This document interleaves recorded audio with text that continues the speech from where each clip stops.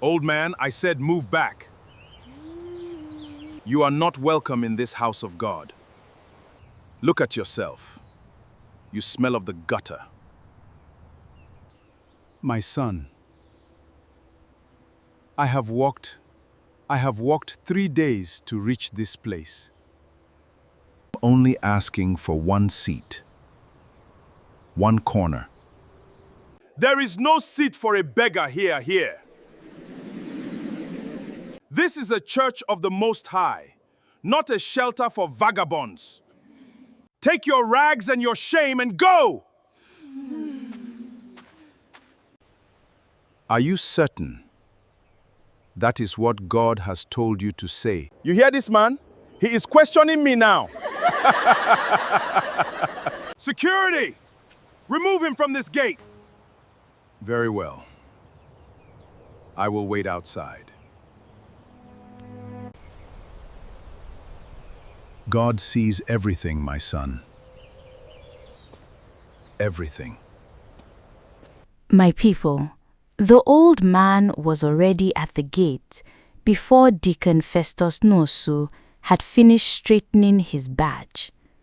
Festus was a tall man, broad-shouldered, three-piece suit the color of midnight, and he wore that head deacon badge the way a general wears a medal of war.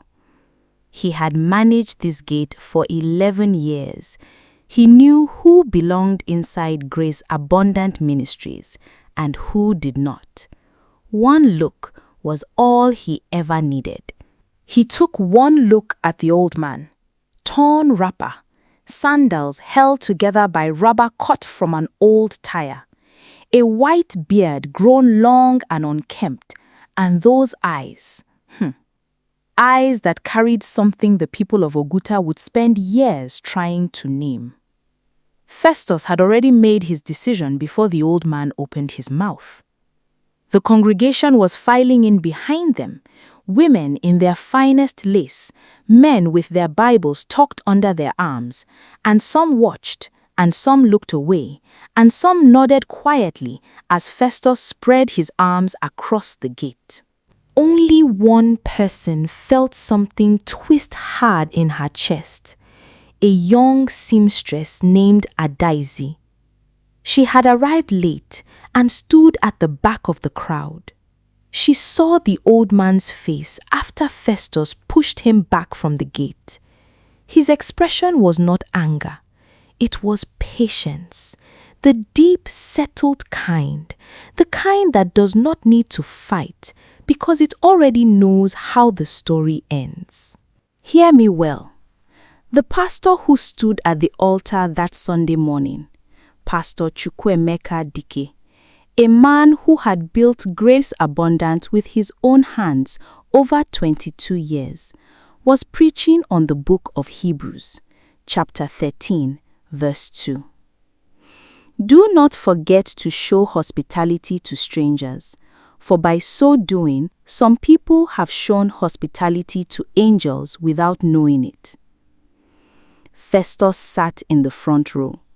He had not yet told the pastor what had happened at the gate.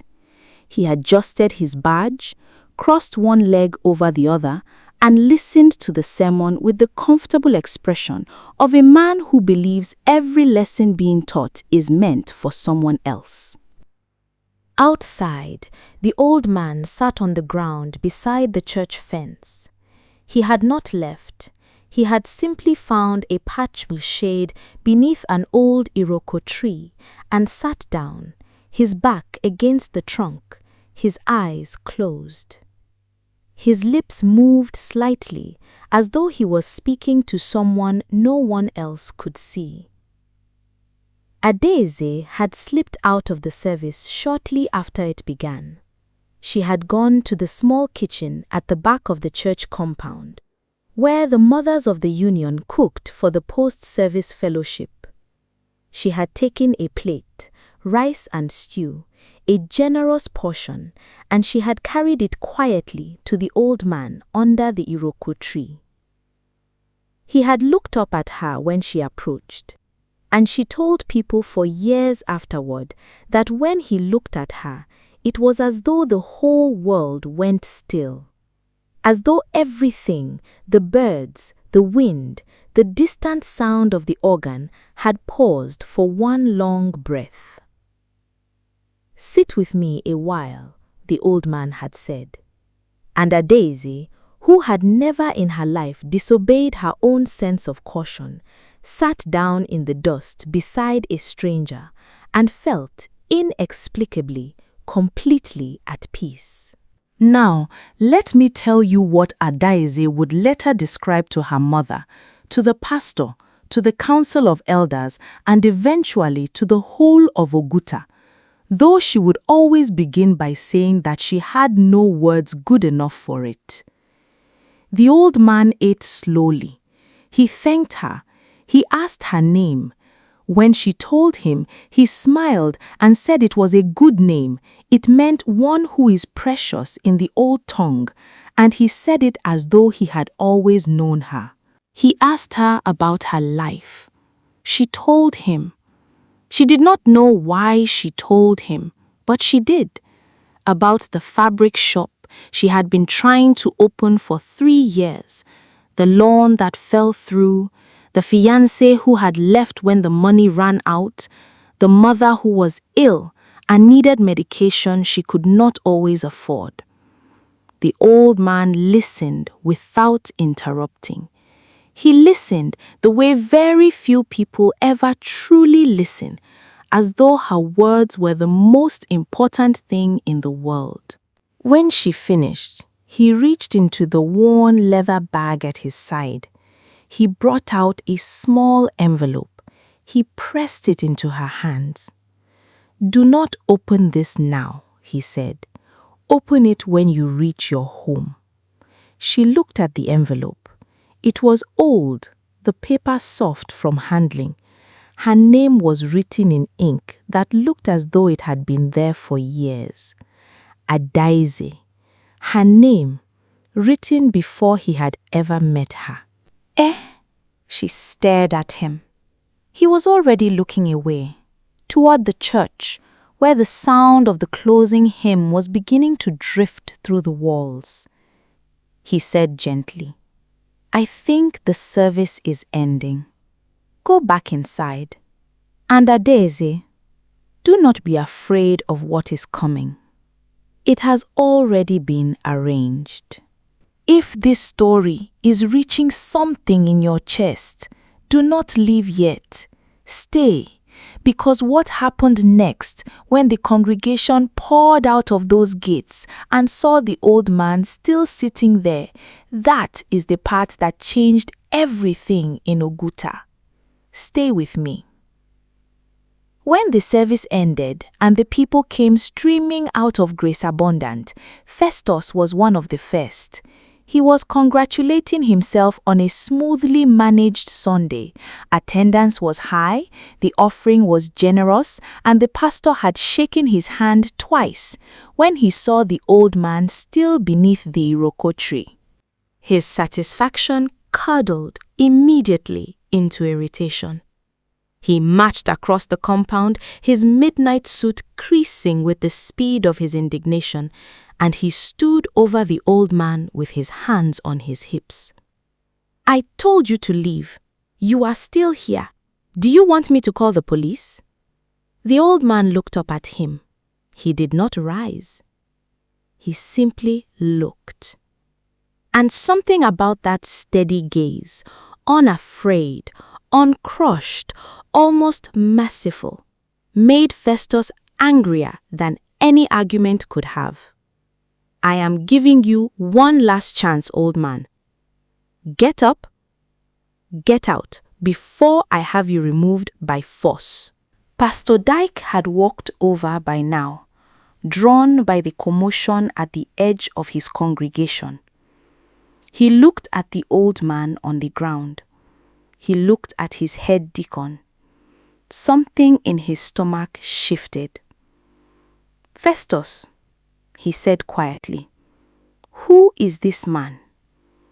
"A vagrant, Pastor. I turned him away from the gate this morning. He refuses to leave the premises. The pastor looked at the old man for a long moment. Then he crouched down until he was on the old man's level, and he said, "Brother, I apologize. Please, come inside and let us find you water and food." The old man regarded him. Then slowly, he shook his head. He said, "My time here is finished. But thank you, my son. You have a good heart. Protect it." He rose from the ground, and this was the part that people later could not properly account for, because a man of his apparent age, rising from a seated position on hard earth, should have struggled. He rose in one smooth motion, as though gravity applied to him differently than to other men. He turned and walked toward the gate. The crowd parted, not because they were pushed, they simply moved, the way water moves around something that does not yield. At the gate, he paused. He turned back one final time. He looked at Festus. He did not say anything. He simply looked. And Festus, who had never, in 53 years of living, been made to feel small by silence, felt something cold move through him from his feet to the crown of his head.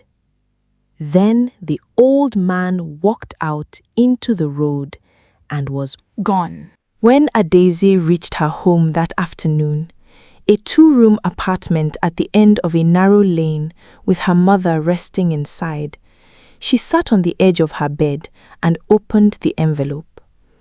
Inside was a single folded sheet of paper and a small key, the kind that opened a security box.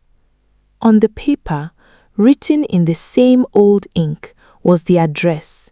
It was the address of First Integrity Bank in Owerri, a city 40 kilometers from Oguta. And below the address, written simply, "Account in the name of Adaeze Okafor. Ask for the manager. Tell him Gabriel sent you." Her hands were shaking by the time she finished reading. Gabriel. She had never asked the old man his name. He had never offered it. She turned the key over in her palm. It was old but not rusted. It caught the light in a way that made her breath stop. Her mother called from the other room, asking if she was all right. "Yes, Mama. I think everything is going to be all right."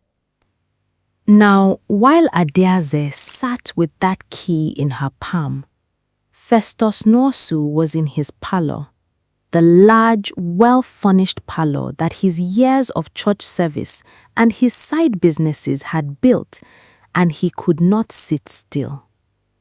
He had tried to eat his afternoon meal. He could not taste it. He had tried to watch the evening news. The television irritated him. He had sent his wife to the bedroom with an excuse about needing silence, and now he paced in the gathering dark, his big hands clasped behind his back. The old man's eyes followed him everywhere he went. He told himself it was nothing. A vagrant, a madman perhaps. There were people like that everywhere in Nigeria. Wanderers, untethered people who had lost their minds to hardship, or drugs, or grief. But even as he said these things to himself, he knew. He had known from the moment the man said, "Are you certain that is what God has told you to say to me today? He had known with a certainty that his 53 years and his head deacon badge could not erase. He had done something wrong, something that could not be undone by justification. He sank into his armchair, and Festus Nwosu, a man who had not wept since his father's burial 21 years, felt something crack open in his chest. Something old and hardened, like the surface of cracked earth before the rains come. He sat there a long time, in the silence of his own house. 3 days passed, and on a Thursday morning, Adaeze took the 40-kilometer journey to Owerri. She wore her best blouse. She kept her hand on her bag the whole journey, the envelope folded carefully inside. At First Integrity Bank, she asked for the manager. He was a middle-aged man in glasses who came out to meet her with the polite wariness of a man who manages strangers' questions many times each day. She told him her name. She told him Gabriel had sent her. Something shifted in his face. Adaeze Okafor, he repeated. Yes. Please, follow me. He brought her into his office. He closed the door. He opened his computer. He looked at the screen for a long moment, and then he turned it so she could see. The account had been in the bank for 31 years. The deposit had been made in a single transaction, in cash, by a man who gave the name Gabriel and specified that the account was to remain dormant until a woman named Adaeze Okafor came with the key. Adaeze looked at the figure on the screen. She asked the manager to read it to her because her eyes had blurred. He read it to her. She sat very still for a very long time. Then she said, "This is not possible." And the manager said quietly, "Ma, I have been in banking for 26 years. I have seen many things I cannot explain. This account has been here since before you were born." Bright and vivid as the morning, the story spread through Oguta like water spreading on dry ground, fast, unstoppable, finding every crack and hollow place. Adaeze returned. She had not told anyone yet, but Oguta is a small town, and a woman who returns from Owerri with a face like she has seen a vision does not go unnoticed for long. Her neighbor asked. Her neighbor told another. By the following Sunday, the story had grown wings of its own. The account, enough to open her shop, treat her mother, and rebuild her life with room to spare, had been placed there before her birth, by a man no one in the bank had ever seen again, a man who gave no identification except a name: Gabriel. When Pastor Dyke heard the story, he sat in his office for a long time in silence. Then he asked his secretary to call Deacon Festus. Festus came. He sat across the pastor's desk. He listened, and for the first time in 22 years of knowing him, the pastor saw Festus's composure break completely. The big man's face crumbled. He covered it with his hands. "I sent him away," Festus said. "I sent him away from the gate of God's house with my own hands." The pastor did not speak for a long time. Then he said, "Festus, what will you do with that?" Hear me well. This is the part of the story that Oguta tells differently, depending on who you ask.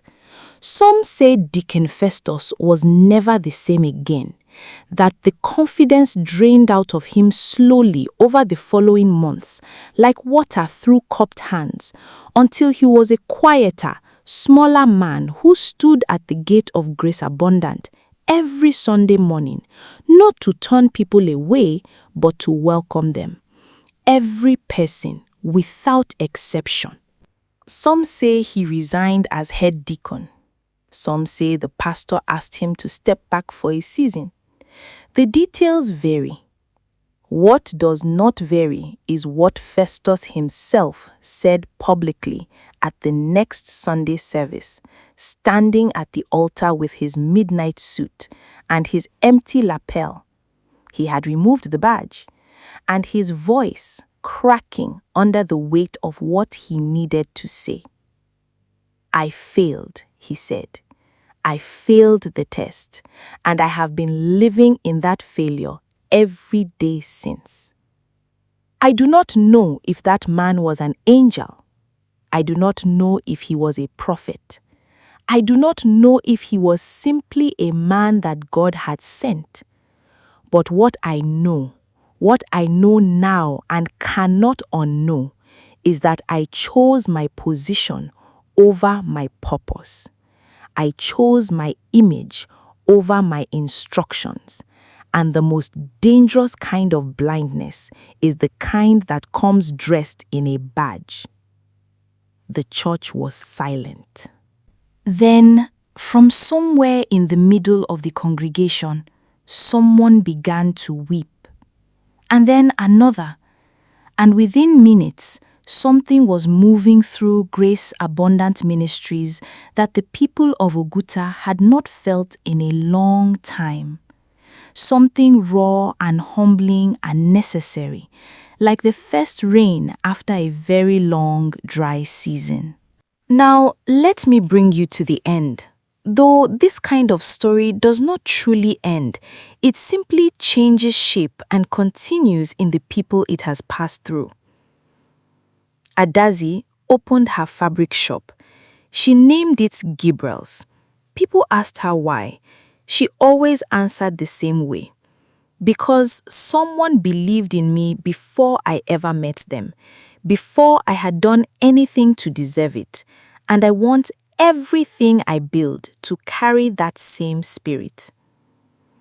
Her mother recovered.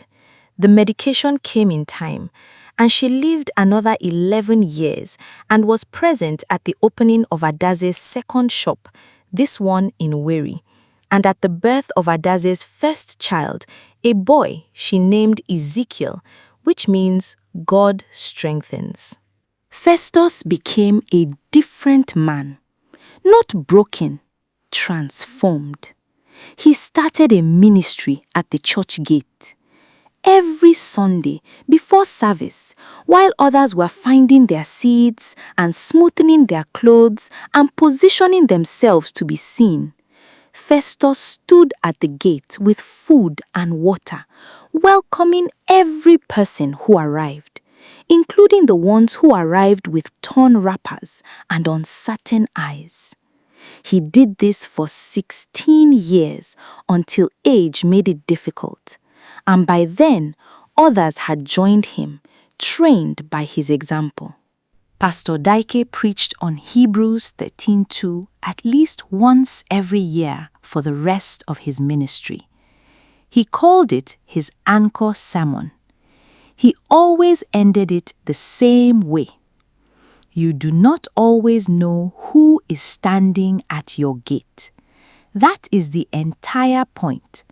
Love every person as though everything depends on it, because perhaps for them it does. As for the old man named Gabriel, no one in Oguta ever saw him again. People searched their memories for details. They found fewer and fewer the longer time passed.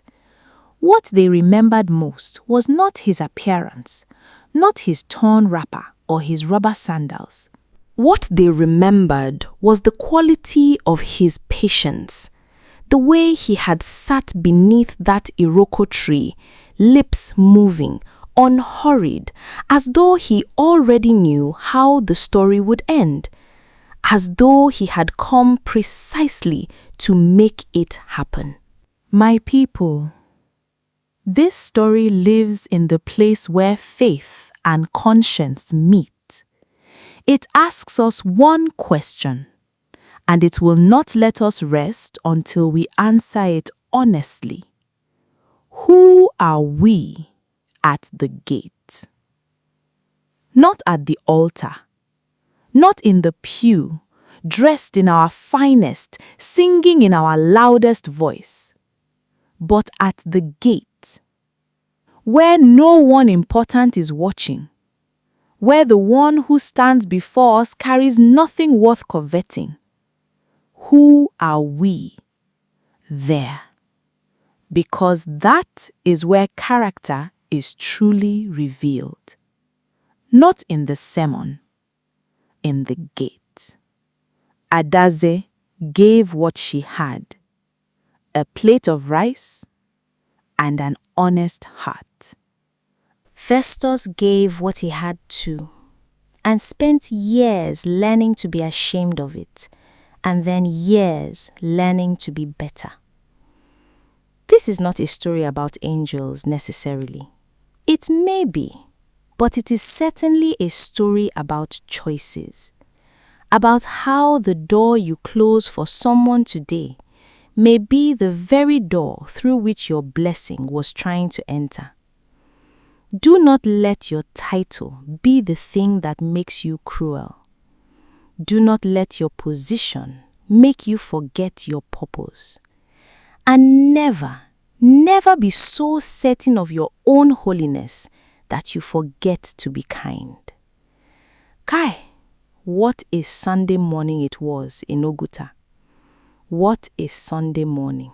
If this story moved you, if something in it called to you, share it with someone who needs to hear it today. Leave a comment telling me, who are you at the gate? I want to know. And subscribe to Whispering Tales NG, because every week we go to the deep places, the places the heart already knows. We will see you there.